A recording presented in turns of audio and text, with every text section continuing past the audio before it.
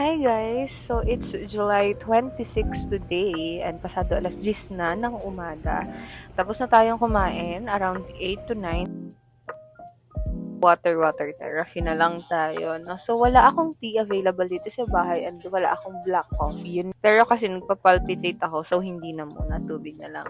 And gumawa muna ako ng pagkahabisihan ko para hindi pagkain ang nasa isip ko na distraction. And then natulog ako around 12 or 1 p.m. Then nagising ako ng mga 4 or 5, ganyan. So, good thing na nakatulog din ako kasi parang syempre hindi masyadong magutom. Pero nung nagising naman ako, guys, meron kasing pagkain dito, tapos parang nagkikrave ako ngayon. Minotivate ko na lang yung sarili ko na after ng 22 hours, tsaka ko yun kakainin. Ayun, nagising na tayo dito around 1 a.m. Nagpe-prepare na tayo, nagtututbrush na tayo, nag-gargle tayo. And then, syempre, para diretso na, wala nang kain-kain. Dahil susunduin na tayo around 2 a.m. ng ating service papasok sa trabaho. And then, dun tayo papasok. In challenging part, syempre, maglalakad tayo, magtatrabaho tayo, may mga gagawin tayo. So, syempre, the more kasi nagtatrabaho tayo or kumikilos tayo, nakakaramdam tayo ng gutom. Para sa akin lang din yan, kasi based on personal experience. So, nakakaramdam na tayo dyan ng konting gutom lang naman at pagkalam ng sikmura. Hindi talaga ako makain na ilang araw na tuwing madaling araw bago pumasok. Pero kasi, syempre, iba to. Alas 10 pa lang ng umaga, hindi na tayo. Nag-start tayong hindi kumain. So, iba yung nafe-feel na gutom. Ayan. So, meron lang tayo sa tabi natin na water. Water lang pala.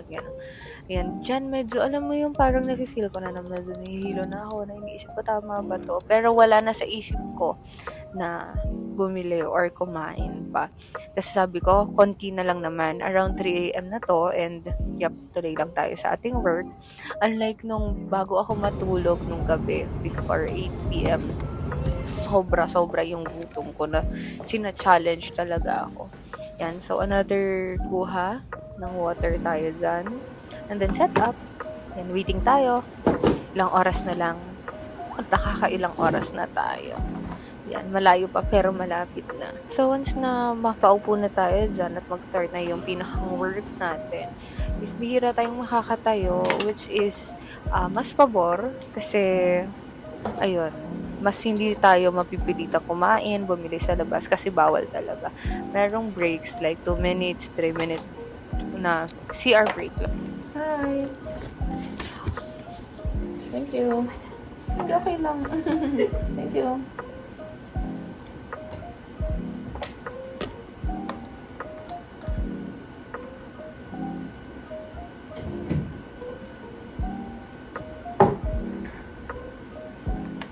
Guys, every time na umiinom ako ng water, alam mo yung parang signal siya sa akin na ay medyo nagugutom na naman ako. So, inom ako ng water para hindi na ako makafeel masyado ng gutom. Tapos, alam mo yung parang nanginginig na, hindi naman nanginginig, pero parang may pumipitik sa utak ko na parang, uy, tagal mo na hindi kumakain.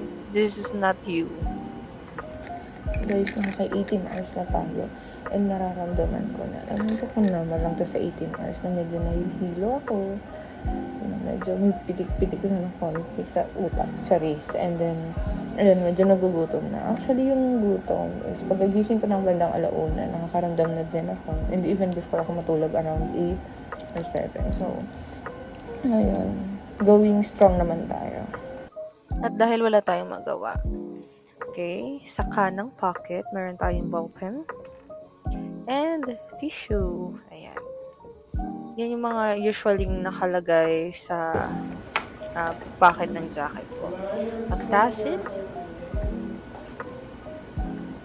alcohol, container, walang laman, and Listerine na walang laman, at lotion. Yan, nakalagay lang. Ako kasi si Doraemon. Ayan, second time na natin nakumuha ng water.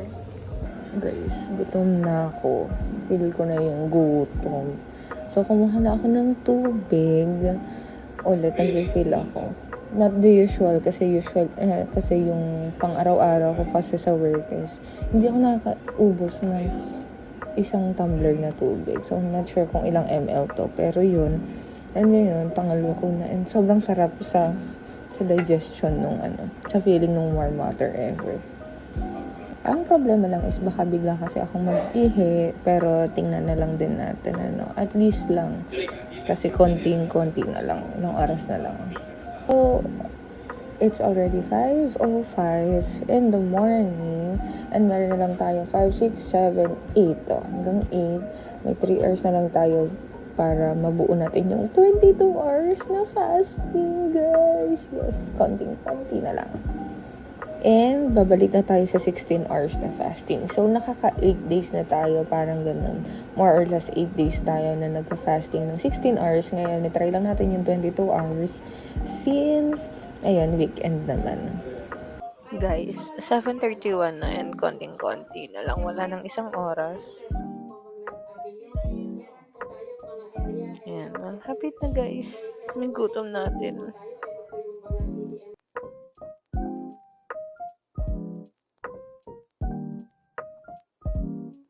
And guys, finally, alas 8 na, tapos na tayo sa 22 hours fast.